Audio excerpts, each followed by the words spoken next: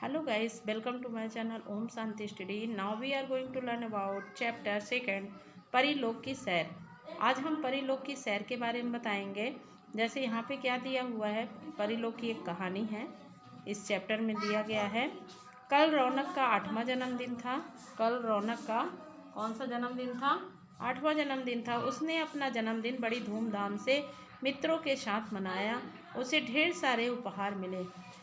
सभी उपहार उसे अच्छे लगे, लेकिन उसमें सबसे प्यारा उपहार एक पुस्तक परी रानी की कहानी अच्छी लगी। पुस्तक देखकर रौनक सोचने लगा, क्या सचमुच परियां होती हैं? यदि होती हैं तो मैं उनसे कैसे मिलूं? यही सोचते सोचते हाथ में पुस्तक लिए सो गया।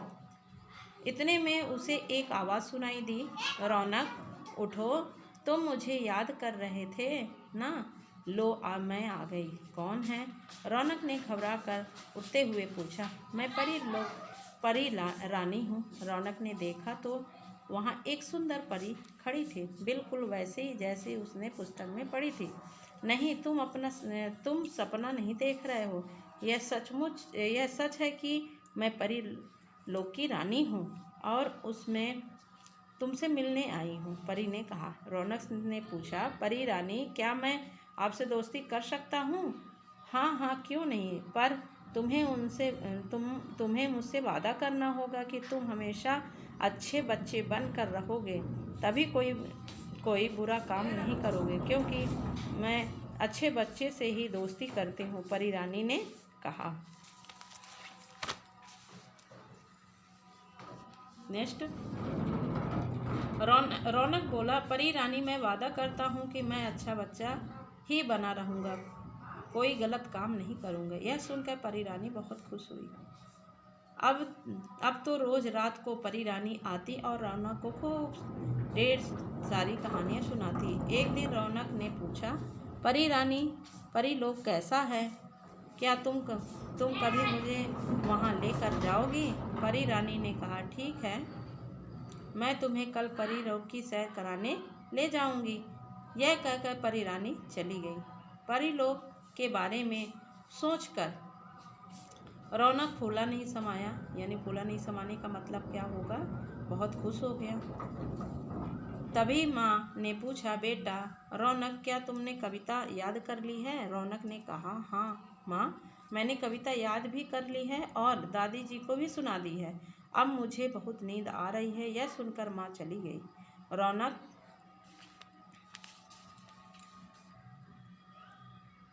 रौनक बहुत देर तक परी रानी का इंतजार करता रहा, परंतु परी रानी नहीं आई। ऐसा पहली बार हुआ। रौनक सो गया। अगले दिन वह उदास था।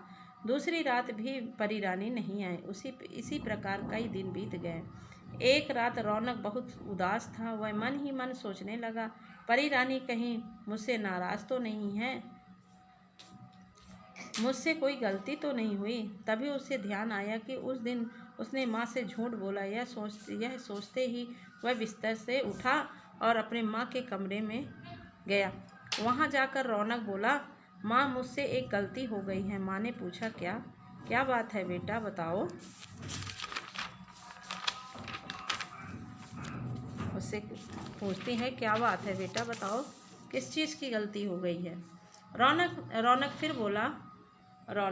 फिर बोला, माँ, उस दिन मैंने कविता याद नहीं की थी और आपसे झूठ कह दिया था कि मैंने कविता याद कर ली है और दादी जी को सुना दी है। मुझे क्षमा कर दीजिए।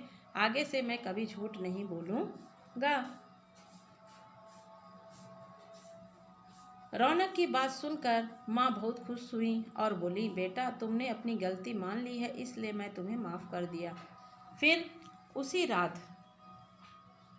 उसी रात को रौनक जब सो गया, तभी परी रानी ने उसे जगाया और कहा, रौनक, मैं तुमसे आज बहुत प्रसन्न हूँ। तुमने अपनी गलती मानकर माँ से क्षमा मांग ली है।